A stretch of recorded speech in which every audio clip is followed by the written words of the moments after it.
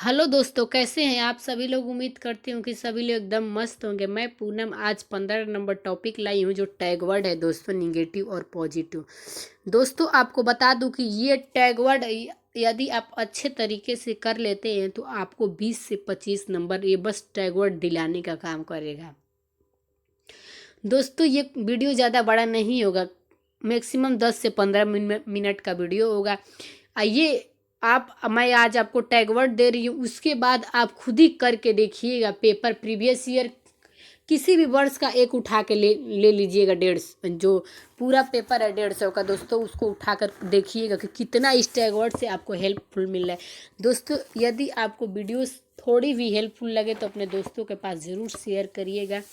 और चैनल पे पहली बार हैं दोस्तों तो चैनल को सब्सक्राइब करके बेल आइकन प्रेस कर लीजिए। दोस्तों वीडियो कैसा लगा आपको कमेंट बॉक्स में ज़रूर बताना है। आइए ज़्यादा देर ना करते हुए वीडियो को शुरू करती हूँ। स्क्रीन पे आ गया है दोस्तों, देखिए केवल मात्र सिर्फ ओनली। यदि आपको किसी भी प्रश्न में प्रश्न के ऑप्शन में आ जाता है दोस्तों कि केवल मात्र सिर्फ, तो उसे देखते ही आप काट दीजिए। रटना, याद करना, कंठस्थ करना, हमारे एनएपी और एनसीएफ इस पे बल देती है कि रटना और याद करने पे नहीं बल्कि समझ पे आधारित होना चाहिए। दंड, सजा, समस्या, बोझ, हतोत्साहित, भय, ये सब क्या है दोस्तों। आप ये तो पूरी तरीके से। हाँ एक चीज़ और आप ध्यान दीजिएगा कि यदि क्वेश्चन में नहीं दिया रहता है, हम लोग उसे सॉरी पेपर का प्रेशर समझिए या कुछ भी कहिए, जल्दबाजी में ध्यान न के जगह पे हम लोग नहीं देते हैं, नहीं देख पाते हैं और कहीं ऑप्शन में दिया है कंठस्थ करना, याद करना, तो हम लोग उसको सही लगा के चले आते हैं, उसे छोड़ देते हैं और सही वाले ऑप्शन लगा के चले आते हैं, क्योंकि हम लास्ट ऑप्शन में देखे ही नहीं है कि ऑप्शन नहीं दिया है कि सही दिया है। ऑप्शन को बस ध्यान से आपको पढ़ना है। नहीं समझ में आ रहा है ऑप्शन को तो 2 बार पढ़िए, जल्द जल्द मतलब जल्द जल्द करके 2 बार उसको पढ़िए, लेकिन पढ़िए ऑप्शन को जरूरी।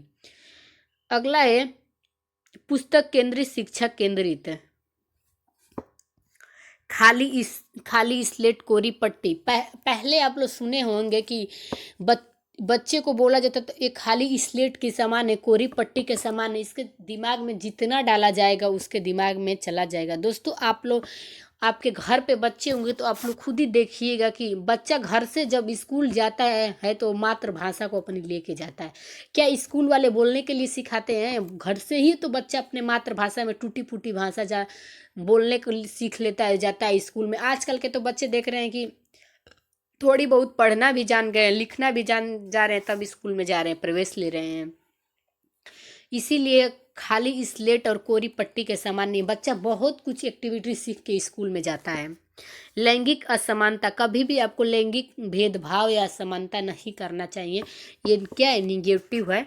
आपको किसी भी ऑप्शन में दिखे तो वो काट दीजिएगा। बच्चे के विचार, मातृभाषा त्रुटि को महत्व ना देना। दोस्तों हमारी एनईपी एनसीएफ इस पे बल देती है कि बच्चा जितना गलती करता है उससे कुछ न कुछ सीखता है। अब बच्चे की गलती क्या है? एक महत्वपूर्ण भूमिका है। आज जो निगेटिव है तो निगेटिव में क्या देगा कि ये महत्वपूर्ण भूमिका नहीं है। निष्क्रिय, पैसिव, रोजगार, व्यवसाय, ऊंच ग्रेड शिक्षा। पहले का शिक्षा था कि हमारे मतलब बोला जाता था कि मिश्रा, बहुत घर वाले ने देखा, बोलते हैं कि मिश्रा जी का बेटा फर्स्ट ग्रेड लाया है, शर्मा जी का लड़का इतना फर्स्ट ग्रेड। लेकिन अब हमारी शिक्षा नीति पे ग्रेड पे बल नहीं देती है, अच्छा नंबर लाने पे बल नहीं देती है, बच्चा कितना सीखता है इस पे बल देती है। तकनीकी वैज्ञानिक शब्दावली, सीमित, कभी भी बच्चा का सीमित नहीं रखना है। व्याख्यान परिभाषा, लेक्चर मेथड। लेक्चर बच्चों को नहीं देना है।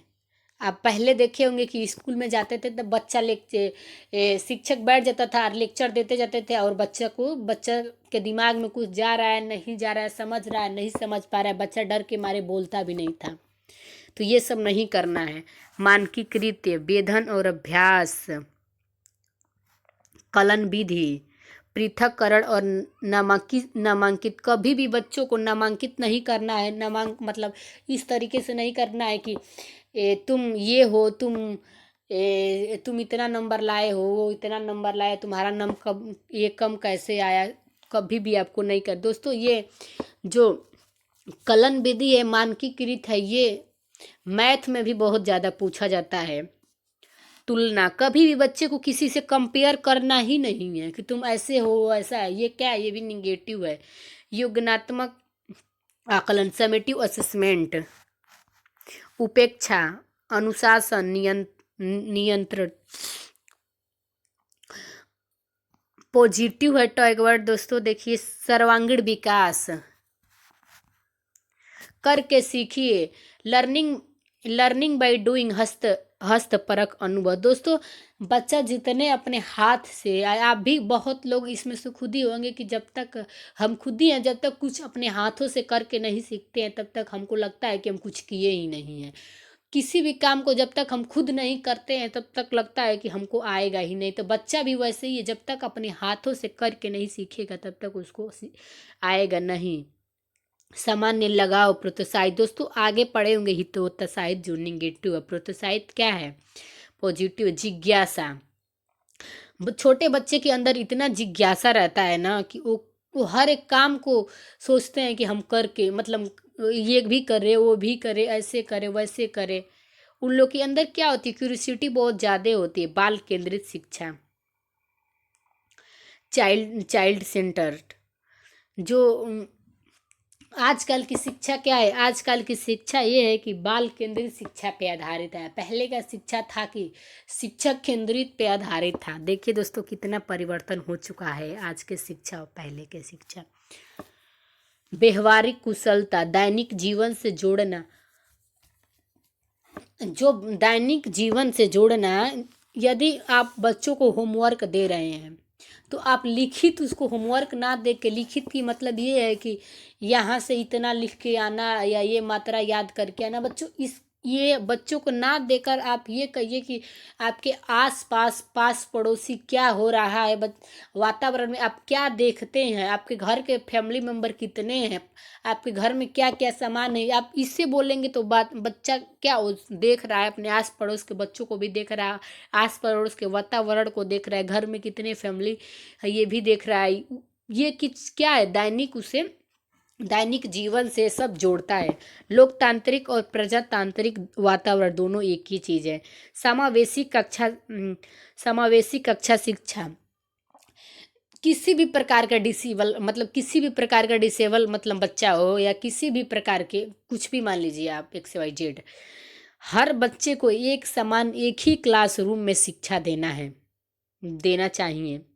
दृश्य और सभ्य सामग्री। दोस्तों आजकल बड़े बड़े स्कूलों में तो टीवी के माध्यम से भी, बड़े बड़े स्कूल में टीवी लगी रहती है, उसके माध्यम से भी शिक्षा दिया जाता है। तो क्या है, टीवी के माध्यम से बच्चा आकर्षित होकर देखता भी है और कुछ सीखता भी है, सुनता भी है और देखता भी है चित्र के माध्यम से। संसाधन, यदि मान लीजिए कि बच्चा कई विविध क्षेत्र से हैं, कोई बच्चा हरियाणा जानता है, हरियाणा की लैंग्वेज जानता है, कोई बच्चा केरल के मलयालम जानता है, कोई राजस्थान के राजस्थानी, कुछ मान लीजिए XYZ जितना भी भाषाएं हैं, सभी के अंदर सभी एक क्लासरूम में रहते हैं। तो एज ए टीचर उसको क्या करेगा? उसे संसाधन के रूप में लेगा।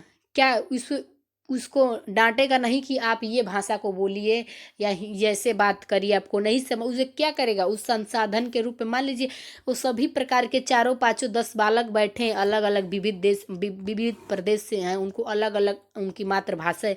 यदि एक साथ बैठते हैं तो क्या करेंगे? वो बच्चा किसी और का सीखेगा, वो बच्चा कुछ उसको बताएगा, तो क्या करेगा? सब आपस में अलग अलग क्या करेंगे? उस संसाधन के काम करेगा। विभिन्न संदर्भ में भाषा प्रयोग, क्या विभिन्न क्षेत्रों पे जाएंगे दोस्तों तो अलग अलग भाषा आपको देखने को मिलेगा, तो उसे भी संसाधन के रूप में लेना, अवसर देना। सक्रिय समझना, खोजबीन। दोस्तों अभी आपको ऊपर बताई हूँ कि होमवर्क देना चाहिए तो लिखित नहीं देना चाहिए, दैनिक जीवन से उसे जोड़ना चाहिए।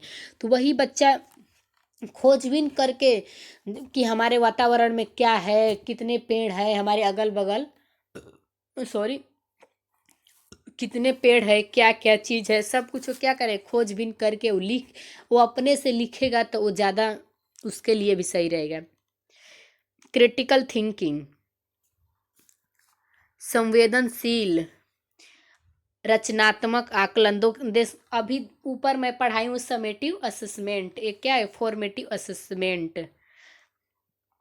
समेटिव असेसमेंट जो है वो निगेटिव है, फॉर्मेटिव असेसमेंट है जो पॉजिटिव है। त्रुटि, भ्रांतियाँ, कभी भी बच्चे की त्रुटि और भ्रांतियों को गलत नहीं मानना है, क्योंकि बच्चा, हमारी एनईपी एनसीएफ इस पे बल देती है कि बच्चा जितना भी गलती करता हो क्या, वो एक रिसोर्स का काम करता है, उसे संसाधन के रूप में लेना चाहिए। त्रुटि एक बच्चे के जीवन में महत्वपूर्ण, जितना वो गलती करेगा उतना ही कुछ ना कुछ वो सीखता जाएगा। मातृभाषा, मदर टंग, बहु बहुभाषिकता, चर्चा। मातृभाषा, मातृभाषा बच्चे, मातृभाषा बच्चा जिसमें भी मान लीजिए वो जिस भी क्षेत्र से बिलोंग करता है उसकी मातृभाषा वही है। दोस्तों, हमारी एनईपी एनसीएफ इस पे बल देती है कि ये 1 से और 8 तक बच्चे को जितना भी हो सके मातृभाषा में ही शिक्षा दिया जाए। बहुभाषी, कभी भी क्लास में विविध विविध प्रकार के बच्चे रहते हैं, उनकी भाषा भी विविध विविध रहती है, तो वही बहुभाषिकता पे बल देना चाहिए। चर्चा, चर्चा समय। दोस्तों, वीडियो कैसे लगे ज़रूर कमेंट करके बताइएगा आप लोग।